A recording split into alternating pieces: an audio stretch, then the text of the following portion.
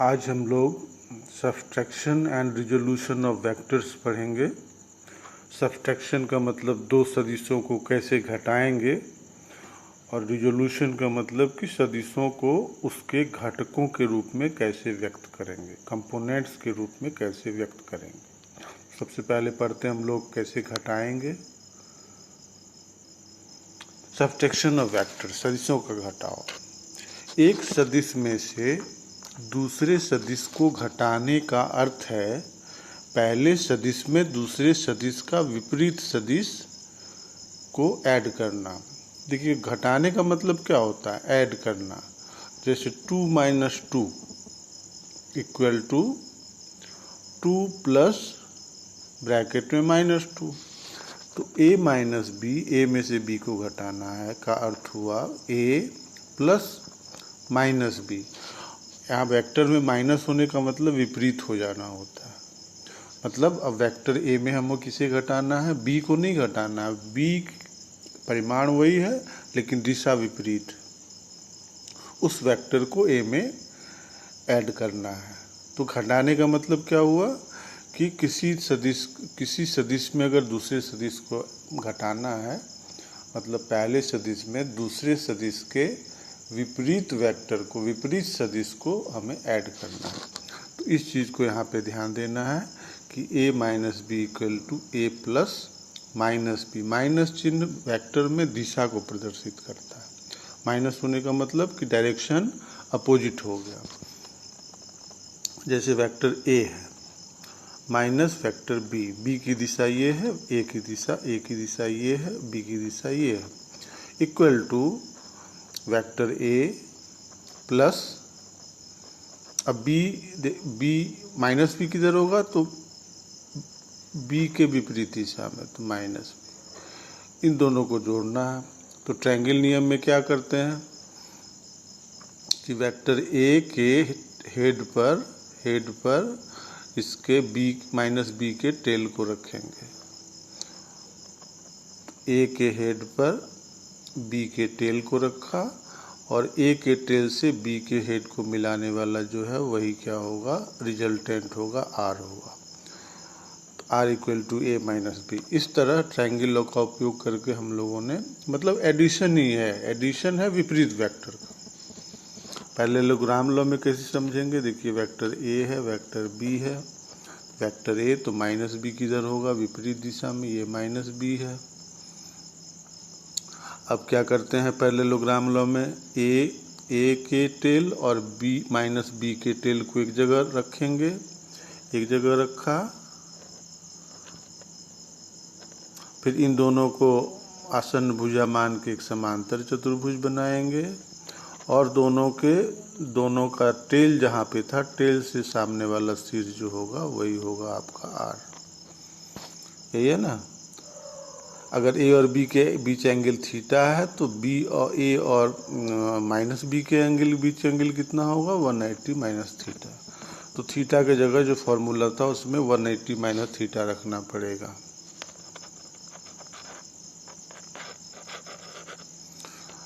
तो रखेंगे तो क्या होगा? r equal to a square plus B square, a square plus B square plus 2ab, a square plus B square plus 2ab cos 180 minus, क्योंकि हमें किसके किसके बीच रखना है? a और माइनस बी। ये थीटा है, ये टोटल 180 है, तो ये जो होगा 180 माइनस थीटा होगा।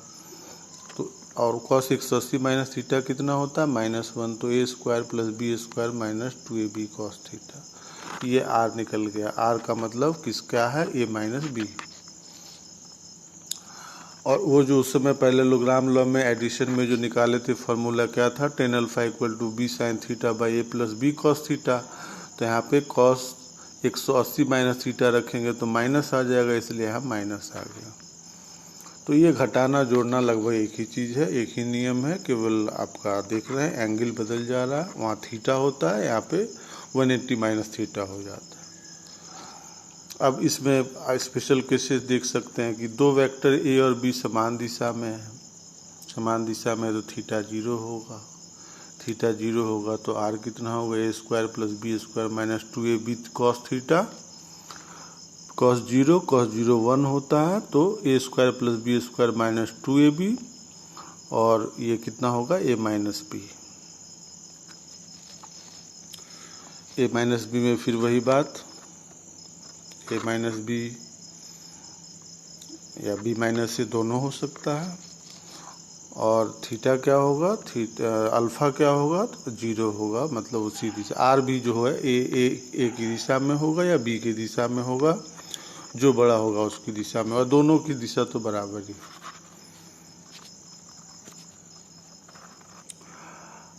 ये था दो वेक्टर अगर समान दिशा में है।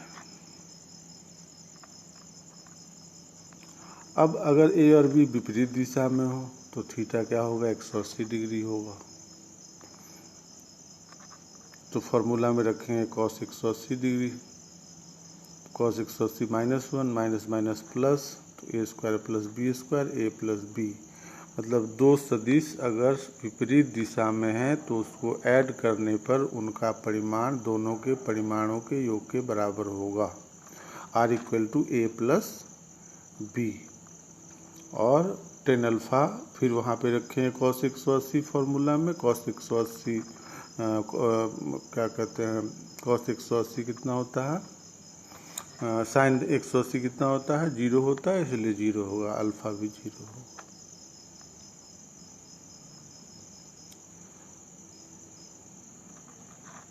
तो ये था आपका सब्ट्रैक्शन ऑफ वेक्टर्स। ये सब्ट्रैक्शन का उपयोग रिलेटिव वेलोसिटी जब हम लोग पढ़ेंगे तब समझेंगे कि इसका क्या उपयोग है वहाँ पे रिलेटिव वेलोसिटी में। अब आइए पढ़ते रिजोल्यूशन ऑफ वेक्टर्स, सदिशों का वियोजन। वियोजन का मतलब क्या होता है? सामान्यतः किसी सदिश को अनेक स्वैच्छिक घटकों में वियोजित किया जा सकता है। घटक का मतलब क्या होता है, जिससे मिलकर वो बना है, उसको घटक कहते हैं। जैसे हमारा बॉडी है, किससे किससे मिलकर बना है, इसमें हाथ है, पैर है, सिर है, धड़ है, ये सब चीज़ शरीर के क्या है, घटक है। इन सबको मिला के हम शरीर बनता है। उसी तरह किसी सदिश, यहाँ पे हमको क्या करना है, सदिश को उसके घटकों के रूप में व्यक्त करना है। इसी को वियोजन कहा जाता है। मतलब ये योग के विपरीत, r = a प्लस बी, मतलब a और b को मिलाए तो r मिला, तो a और b क्या है, r का घटक है। अब उल्टा काम हम लोग कर रहे हैं, r को पहले a प्लस बी = r निकाले थे, अब r = a plus B, a और b को निकालेंगे। तो इसलिए कहा जाता है कि सदिशों का वियोजन जो है सदिशों के योग की विपरीत क्रिया है। वियोजन से प्राप्त घटकों का योग करने पर, भाई r से a भी प्राप्त की, a और b को ऐड करेंगे तो फिर r मिलेगा, तो घटकों का योग करने पर पुनः वह सदिश प्राप्त हो जाता है। हम लोग जनरली फिजिक्स में उपयोग के लिए दो तरह का वियोजन करेंगे। नंबर 1, सदिशों का द्विविमीय, टू डायमेंशनल, मतलब एक्स वाई या वाई जेड या एक्स जेड, इस डायरेक्शन में हम लोग इन दोनों डायमेंशन में सदिश को वियोजित करेंगे। बहुत सिंपल है, तो ट्रायंगल लॉ को याद रखना है। ये एक्स वाई तल है, एक्स वाई तल में स्थित सदिश ए, जिसको ओपी से डिनोट कर रहे हैं हम लोग, ओपी, वेक्टर ओपी, पी बिंदु इसका हेड है, ओ टेल है, का द्विविमीय निर्देशांक पद्धति में वियोजन करना है, मतलब एक्स वाई में वियोजन करना है। क्या करते हैं, P से M पर लंब डाल दीजिए और P से N पर भी लंब डाल दीजिए, N पर Y एक्सिस पर लंब डाल दीजिए। P से X एक्सिस पर लंब डाल दीजिए और P से Y एक्सिस पर लंब डाल दीजिए, PN, PM X एक्सिस पर लंब, PN Y एक्सिस पर लंब। मान लीजिए कि OM कितने के बराबर है, AX के बराबर, और ON कितने के बराबर है, AY के बराबर।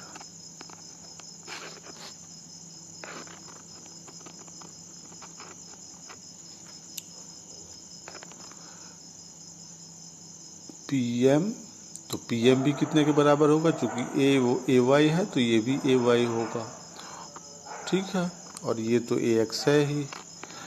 अब यूनिट वेक्टर आई जे के से याद करिए कि अगर ओ एम को अगर हम लोग व्यक्त करना चाहें वेक्टर के रूप में, तो ओ एम का परिमाण कितना माने हैं ए एक्स, उसमें आई कैरेट्स लगा देंगे तो ए एक्स आई क्या होगा, वेक्टर ओ एम होगा, O M equal to A X I. उसी तरह एम पी पी एम को कितना माने हम लोग ए वाई, तो यहाँ उल्टा हो गया है, ये एम पी होना चाहिए,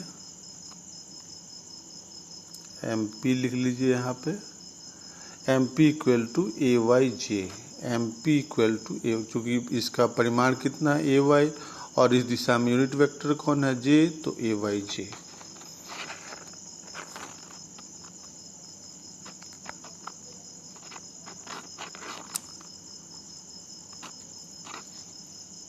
फिर से बता दें, यहाँ ये क्या है, ये होना चाहिए क्या, पी एम नहीं होना चाहिए, एम पी। इसको सुधार लीजिए नोट्स में। अब चलिए समकोण त्रिभुज ओ एम पी, अब त्रिभुज नियम लगेगा, देखिए vector O M plus vector M P, O M के हेड पे एम पी का टेल है, तो ओ एम के टेल से एम पी के हेड को मिलाने वाला क्या होगा, इन दोनों का योगफल होगा। तो इसलिए ओ पी इक्वल टू हम लोग क्या लिख सकते हैं, O M plus M P, और ओ एम कितना है A X I, M P कितना है ए वाई जे। तो वेक्टर ए को देखिए आई एक्स दिशा में और वाई दिशा में हम लोगों ने व्यक्त कर दिया, ए एक्स आई मतलब ए का एक्स दिशा में घटक, और ए वाई जे वेक्टर ए का वाई दिशा में घटक। तो वेक्टर ए को रिजॉल्व कर दिया गया, इसका रिजोल्यूशन हो गया एक्स और वाई घटक। इसलिए ए वाई को देखिए क्या कहते हैं, वाई दिशा में ए का घटक, ये होगा कितने के बराबर।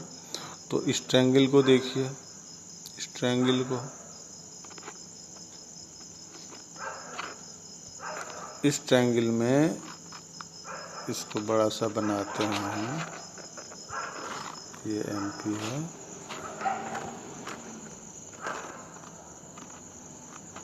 इस फिगर बी को यहाँ देखिए बना रहे हैं,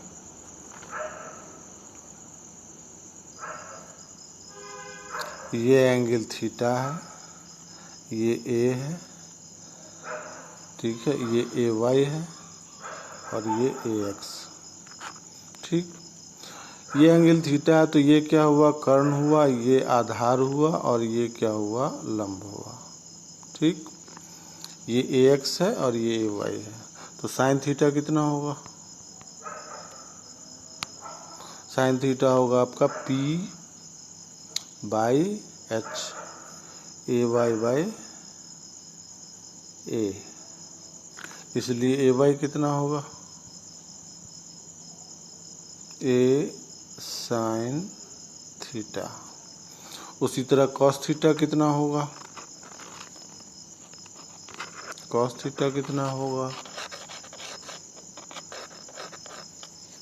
कॉस थीटा इक्वल टू होता है आधार बाई कर्ण, आधार ये है ए एक्स और कर्ण क्या है ए है, तो cos theta equal to A X by A, इसलिए ए एक्स कितना होगा, ए कॉस थीटा।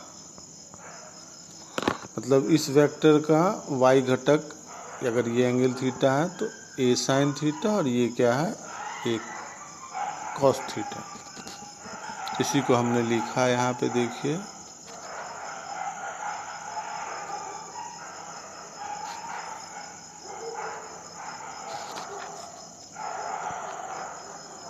ए एक्स और ए वाई परस्पर लंबवत हैं, अतः इन्हें देखिए ए की दिशा में ए का घटक ए एक्स क्या है, ए कॉस थीटा, यहाँ पे एक्सप्लेन किया गया वो फिगर जो बनाया था हमने, ये लंब है, ये आधार है, ये कर्ण है, A x A cos theta, A Y A sine theta. क्योंकि ये दोनों परस्पर लंब है, इसलिए इन दोनों को ए का लंब कोणीय घटक रेक्टेंगुलर कंपोनेंट कहते हैं। ए एक्स और ए वाई क्या है? वेक्टर ए का लंब कोणीय घटक रेक्टेंगुलर कंपोनेंट।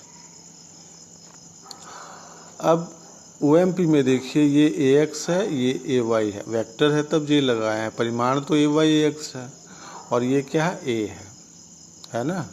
तो लंब स्क्वायर आधार स्क्वायर प्लस लंब स्क्वायर क्या होता है? कर्ण स्क्वायर।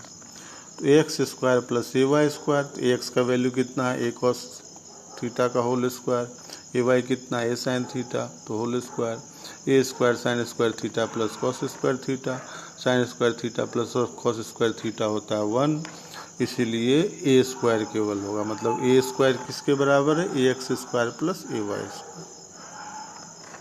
मतलब मॉड अगर निकालना हो ए का मॉड तो ये होगा under root A X square plus A Y square. और थीटा एंगल कितना है इसका? थीटा क्या है? तो tan theta equal to A sine theta by A cos theta, A Y by A X, ये ए साइन थीटा, ये cos theta है,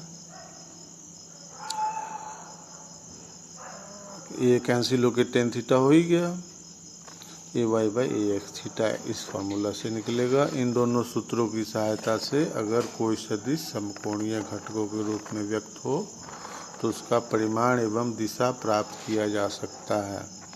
इस एग्जाम्पल देखिए, अगर कोई वेक्टर हो ए equal to 2i plus 3j, तो वेक्टर ए का परिमाण कितना होगा? Under root A X square, A X ये है आई के साथ जो है, और ए वाई कौन है? जे के साथ जो है, तो A X square 2 square plus A Y square 3 square under root 4 plus 9 under root 13। मतलब कोई वेक्टर अगर आई जे के रूप में दिया हो तो उसका परिमाण इस फॉर्मूला से निकाल सकते हैं। तो ये था आपका किसी वेक्टर का 2 डायमेंशनल रिजोल्यूशन। 2 डायमेंशन में कैसे? आई जे या जे के भी हो सकता है या आई के हो सकता है, केवल 2। अब किसी वेक्टर को आई जे के तीनों के रूप में कैसे ब्रेक करेंगे? तो उसको हम लोग कहेंगे सदिश का त्रिविमीय वियोजन, 3 डायमेंशनल रिजोल्यूशन ऑफ वेक्टर। इसमें हम किसी वेक्टर को आई जे के तीनों के रूप में व्यक्त करेंगे। ये फिगर 3 डायमेंशनल है, इसलिए थोड़ा कायदे से समझना पड़ेगा। आप कैसे समझिए कि आपके घर में, घर का एक कोना लीजिए, कोना जमीन मतलब फर्श पे जो कोना होता है, कॉर्नर एकदम, जहाँ पे तीनों लंबाई चौड़ाई और ऊंचाई वाली दीवारें मिलती हैं। यहाँ पे एक फैन है, छत से टंगा हुआ फैन है, उस कोना से फैन को मिलाइए।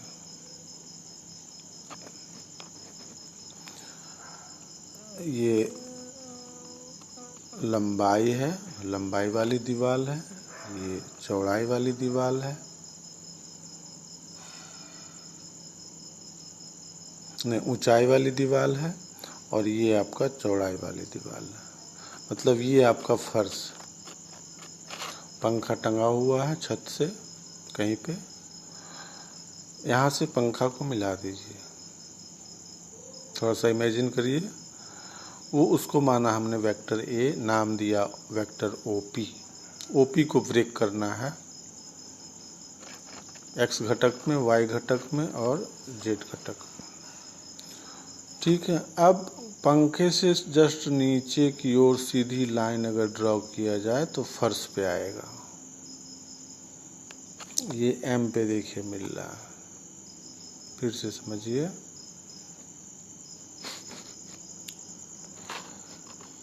ये हमारा रूम का कॉर्नर है, ये छत पे फैन टंगा है, ये लंबाई है कमरे की, ये चौड़ाई है कमरे की। इस कॉर्नर से इस पंखे को मिलाने वाला वेक्टर ये है, वेक्टर ए नाम है वेक्टर ओपी, जिसको ए से रिप्रेजेंट करते हैं।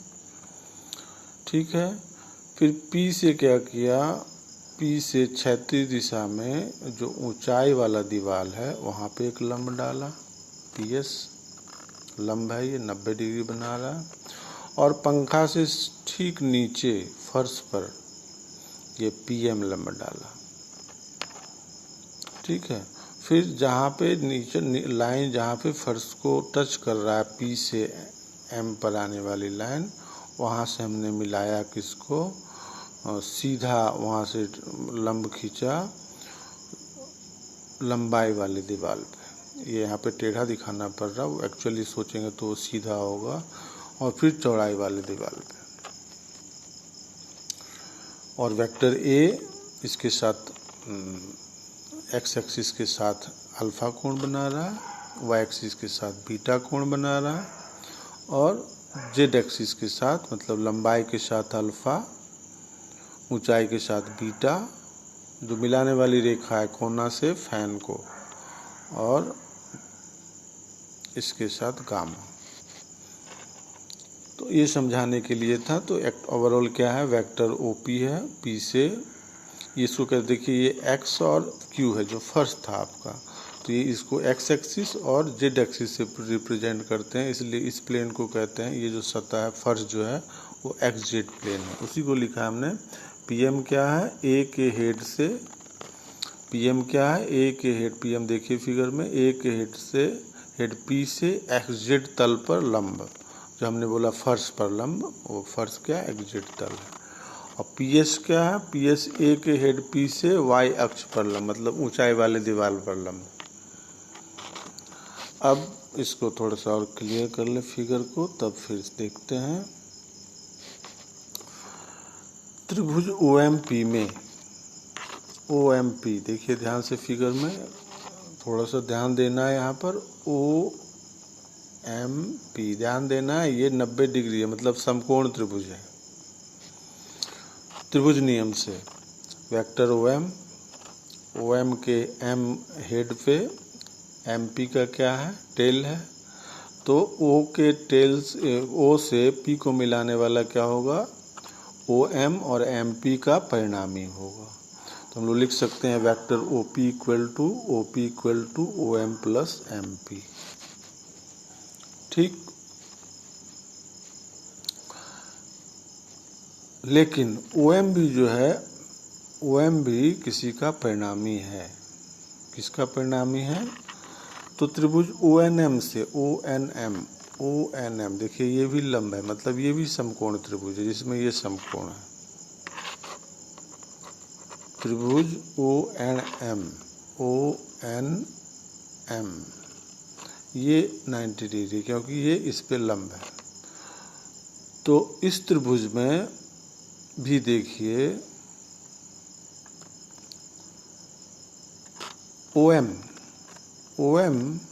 OM किसके बराबर होगा, तो OM will be equal to ON plus NM, ON plus NM।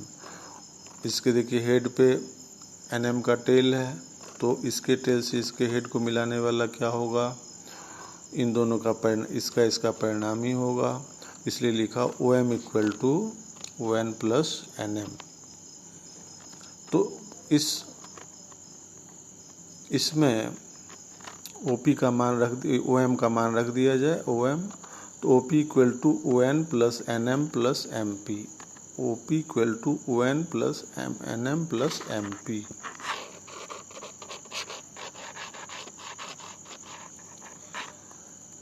अब ON, NM, MP सबका मान रखते हैं। ON को अगर चूंकि ये x डायरेक्शन में है, ON को अगर हम AX माने तो x डायरेक्शन में, तो वेक्टर क्या होगा, AXI, तो vector ON equal to AXI। फिर वेक्टर एन एम जो है, एन एम किस डायरेक्शन में है, जेड डायरेक्शन में है। तो इसको अगर हम लोग ए जेड माने, ए जेड, तो ए जेड के ये हो गया ए एक्स आई ए जेड के, और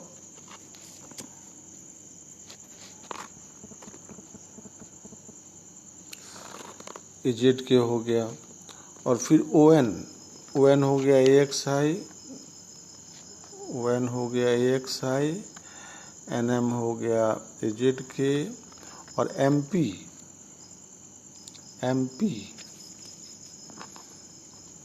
ये जो है, ये वेक्टर एम पी ये वाई दिशा में है, इसके बराबर होगा। तो ये अगर ए वाई है तो ये क्या होगा, ए वाई जे, ए एक्स आई ए जेड के, ए वाई जे। अब तीनों का मान रख देंगे इसमें, O N equal to A X I, N M equal to A Y J, M P equal to A Z K. O P क्या है, ओ पी क्या है, वेक्टर ए है, वेक्टर ए।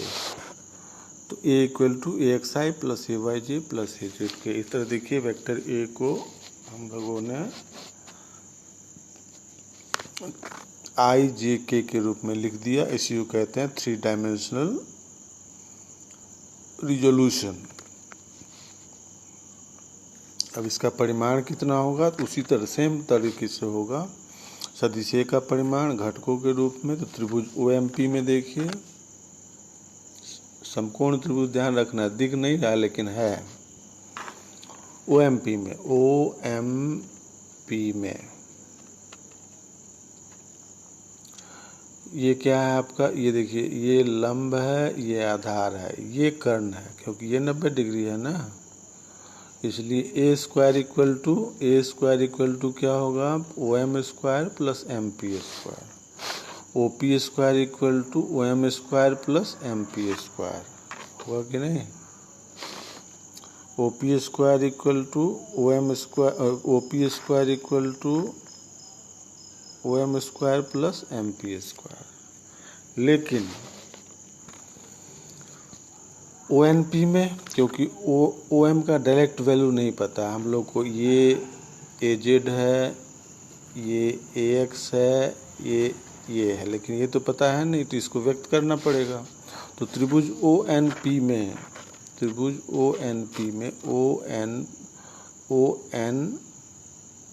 OMP में, हाँ, त्रिभुज OMP में पहला फिर से स्टार्ट करते हैं। ये A square, OP square equal to, ये कर्ण स्क्वायर है, लंब स्क्वायर प्लस आधार square. OP square equal to OM square plus MP square. लेकिन OM पता नहीं है, तो OM के लिए इस ट्रायंगल को लेंगे हम लोग, इस ट्रायंगल को ONM। तो समकोण त्रिभुज ON, देखिए यहाँ पे फिर मिस्टेक है, यहाँ पे मिस्टेक है, ये होना चाहिए ट्रायंगल ONM। यहाँ पे सुधार कर लीजिए, इसके जगह पे ONP के जगह पे ONM। ONM में OM स्क्वायर, देखिए यहाँ पे 90 डिग्री ये है, तो ये कर्ण, ये लंब, ये आधार। OM स्क्वायर इक्वल टू क्या होगा, ON square plus NM square, ON square plus NM square, ON square plus NM square.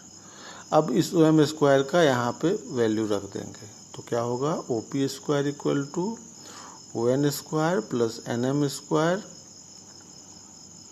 Plus MP square. ये किसका वैल्यू है, OM स्क्वायर का। ON स्क्वायर क्या है, AX है, ON क्या है, AX है, NM क्या है, AY है, MP क्या है, AY है, NM AZ है, और MP क्या है, AY है। मतलब A square equal to AX square plus A square plus AZ square. So A equal to under root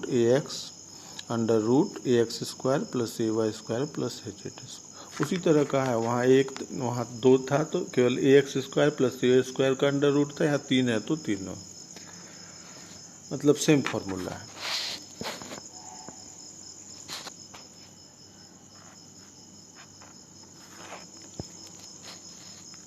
अब इसका कोसाइन, डायरेक्शन कोसाइन एक नया चीज़ है यहाँ पे, उसको जानेंगे। तो देखिए ये फिगर को याद कर लीजिए।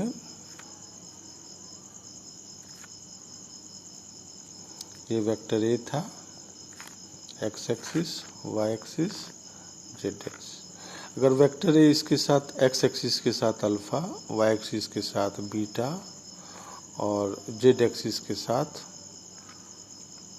गामा कोण बनाता है, तो ये लिखा गया है कि माना सदिश ए एक्स अक्ष, वाई अक्ष तथा जेड अक्ष के साथ क्रमशः अल्फा बीटा गामा कोण बनाता हो तो समकोण त्रिभुज OSP से,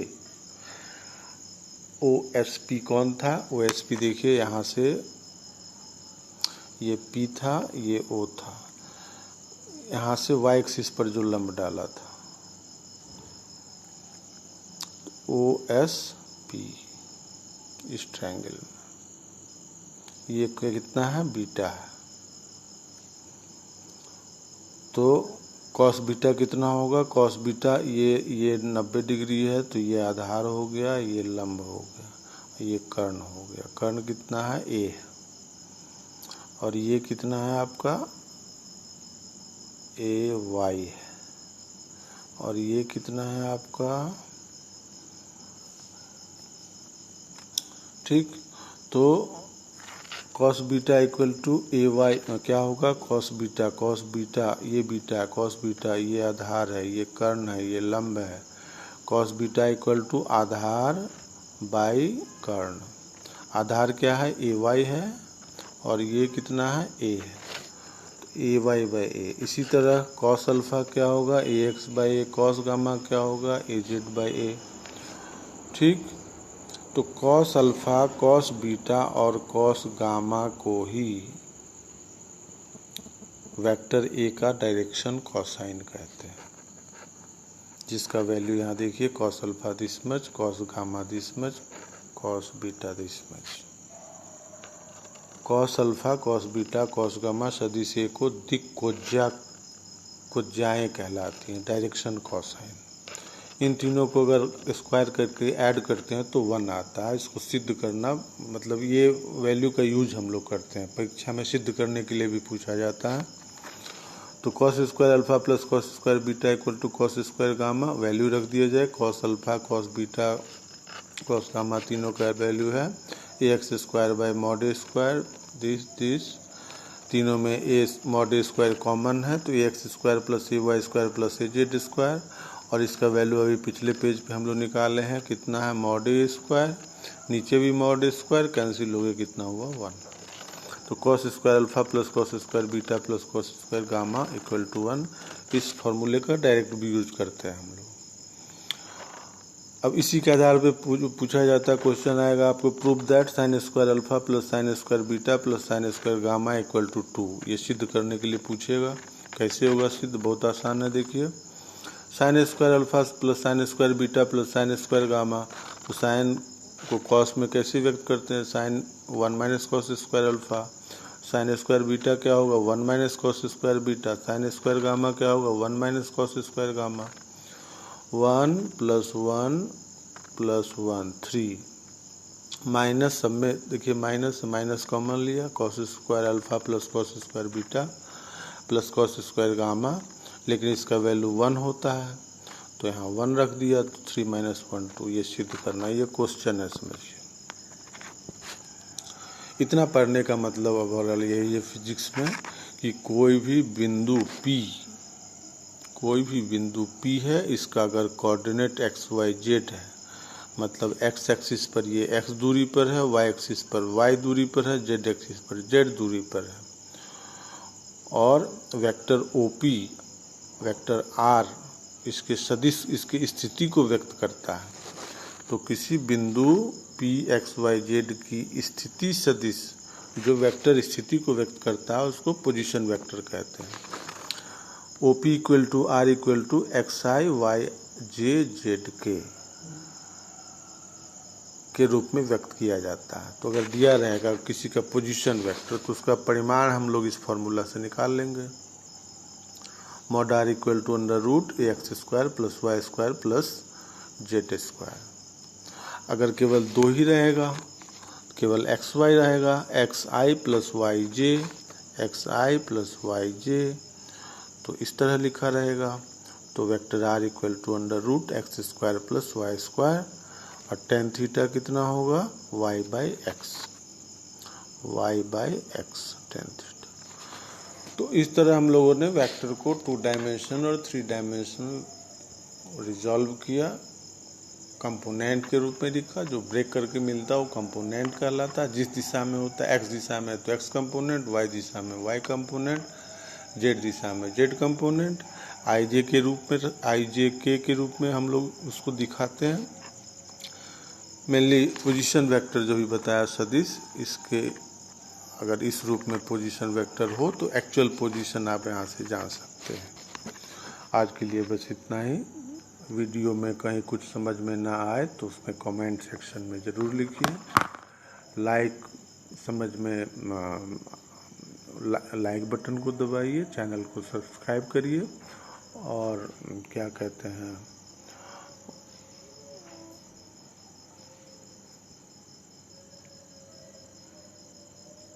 जहाँ भी न समझ में आया हो ज़रूर से ज़रूर कमेंट सेक्शन में लिखिए। धन्यवाद।